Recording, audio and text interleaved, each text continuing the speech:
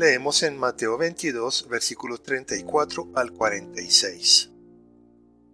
Mas los fariseos, al enterarse de que había tapado la boca a los saduceos, se reunieron en grupo, y uno de ellos le preguntó con ánimo de ponerle a prueba: Maestro, ¿cuál es el mandamiento mayor de la ley? Él le dijo: Amarás al Señor tu Dios con todo tu corazón, con toda tu alma y con toda tu mente. Este es el mayor y el primer mandamiento. El segundo es semejante a este: amarás a tu prójimo como a ti mismo. De estos dos mandamientos penden toda la ley y los profetas. Estando reunidos los fariseos, les propuso Jesús esta cuestión: ¿Qué pensáis acerca del Cristo? ¿De quién es hijo?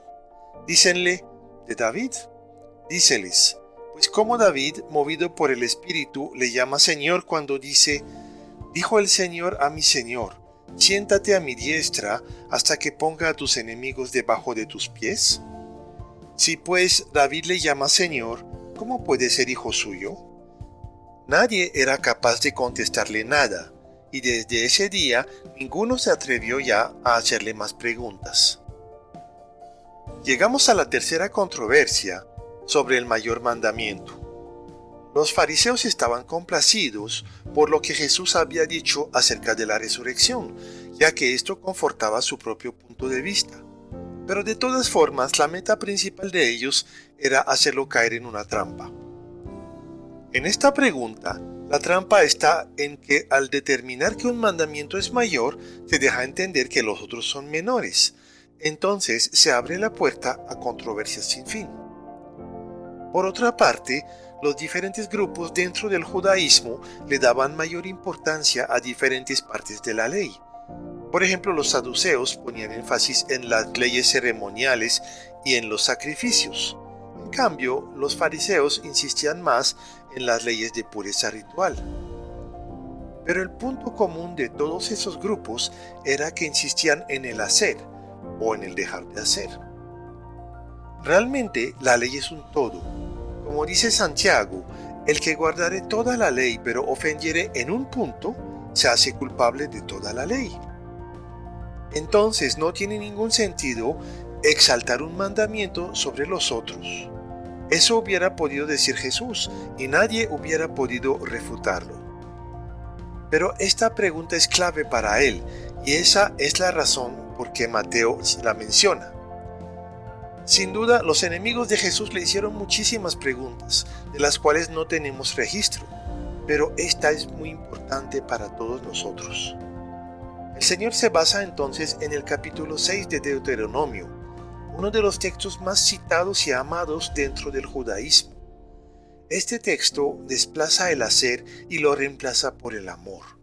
El hacer entonces solamente tiene valor si es inspirado y guiado por el amor. El segundo mandamiento se refiere al amor al prójimo. Jesús afirma que amar a Dios y amar a su prójimo encierra la totalidad de la ley. Ese es un cambio total de perspectiva. Ya no se trata de cumplimiento, sino de relación.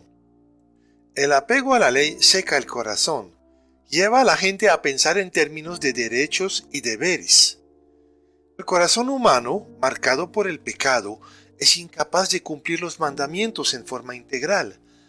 Entonces quedamos atrapados en el fracaso y la condenación. Jesús, el único cumplidor perfecto de la ley en toda la historia de la humanidad, fue también el que padeció todo el castigo de Dios destinado a los ofensores de la misma ley. Eso lo permitió el Padre para que nosotros estemos a salvo de este castigo y al beneficio de este cumplimiento, si estamos en Cristo Jesús. Así que la ley encuentra todo su cumplimiento en Jesús y solamente en Él.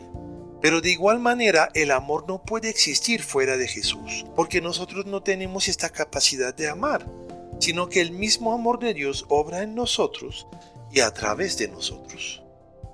La cuarta controversia es iniciada por Jesús y trata del punto más importante de todos. Recordemos, la primera era sobre el impuesto debido al César, una pregunta política que Jesús transforma en un asunto de sujeción a Dios.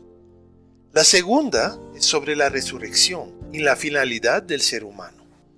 La tercera trata de la finalidad de la ley. Pero el cuarto, tiene que ver con la identidad del Mesías. ¿De quién es descendiente el Mesías? Una vez más necesitamos entender la forma de pensar de aquel tiempo. Nosotros pensamos en términos de progreso y de evolución. Nos parece evidente que somos mejores, más sabios y más inteligentes que la gente de la Edad Media o de la Antigüedad. Pero la gente del tiempo de Jesús pensaba en términos de decadencia. Consideraban que los antiguos habían sido seres mayores y que ellos no llegaban a la altura de estos modelos. Los judíos en especial pensaban así. Entonces, para ellos, si el Mesías era descendiente de David, era lógicamente inferior a él, y no era pensable que David lo llame Señor. Los judíos reconocían el Salmo 110 como salmo mesiánico. En este salmo, David llama al Mesías mi Señor. Por lo tanto, el Mesías es claramente reconocido como superior por David mismo. David nunca reconoció a otro Señor que a Dios mismo. Pero en este salmo menciona a Dios hablando con otro Señor, pues el cual no puede ser sino el Mesías. Eso implica un conflicto teológico que los fariseos no pueden resolver. La única respuesta posible es que el Mesías, aparte de ser descendiente de David humanamente, es el Hijo de Dios, lo cual ellos no pueden ni siquiera considerar, porque el misterio de la Trinidad era inconcebible para ellos.